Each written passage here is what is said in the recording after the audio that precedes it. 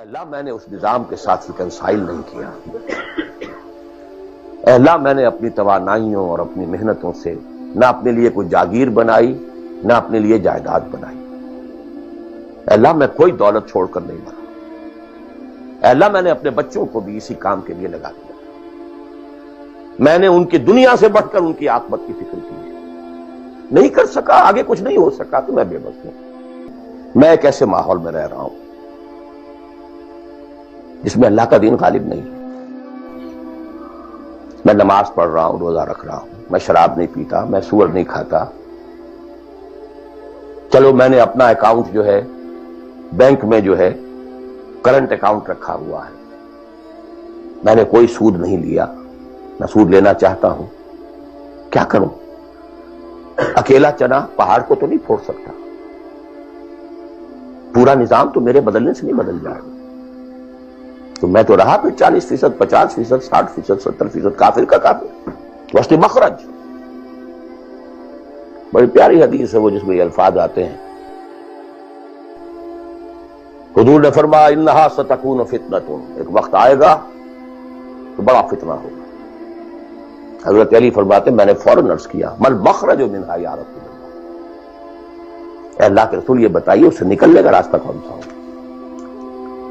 یہ نہیں پوچھا کیا فتنہ ہوگا، کیوں ہوگا، کب ہوگا، کیسے ہوگا، کدھر سے آئے گا، کچھ نہیں، نکلنے کا راستہ بتائیے۔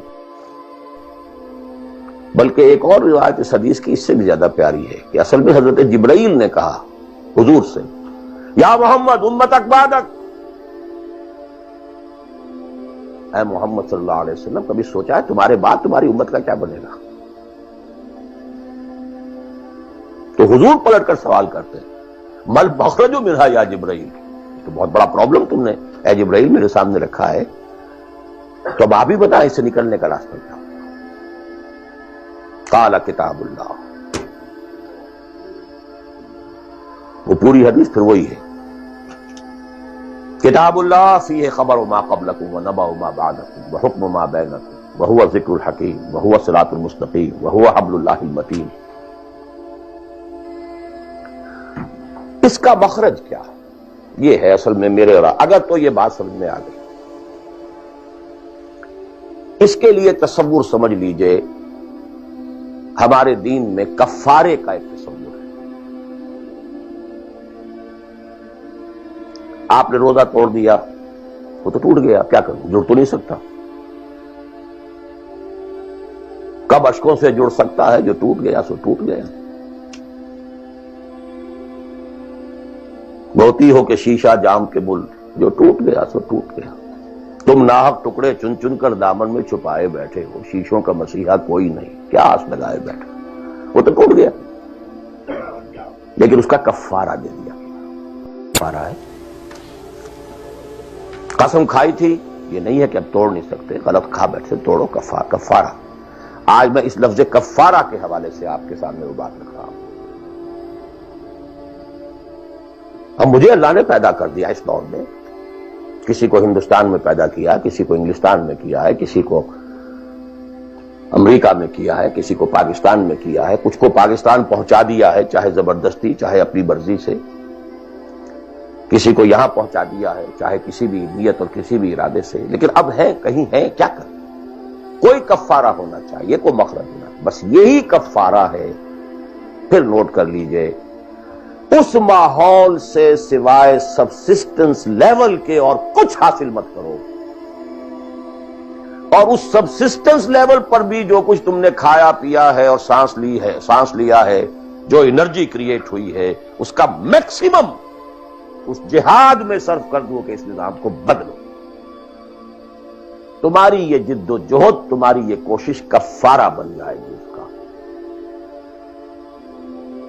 معذرۃ الی ربکم، معذرت پیش کر سکو گے اللہ سے۔ اے اللہ میں نے اس نظام کے ساتھ ریکنسائل نہیں کیا۔ اے اللہ میں نے اپنی توانائیوں اور اپنی محنتوں سے نہ اپنے لیے کوئی جاگیر بنائی نہ اپنے لیے جائیداد بنائی۔ اے اللہ میں کوئی دولت چھوڑ کر نہیں مرا۔ اے اللہ میں نے اپنے بچوں کو بھی اسی کام کے لیے لگا دیا۔ میں نے ان کی دنیا سے بڑھ کر ان کی عاقبت کی فکر کی ہے۔ نہیں کر سکا، آگے کچھ نہیں ہو سکا تو میں بے بس ہوں۔ حضرت نوح بھی تو بے بس تھے، کیا کر گئے؟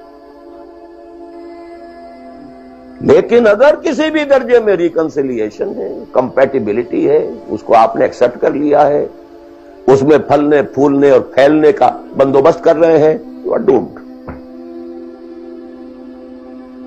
Every thing will be multiplied by a big zero and will become a zero. یہ ہے جو میں سمجھا.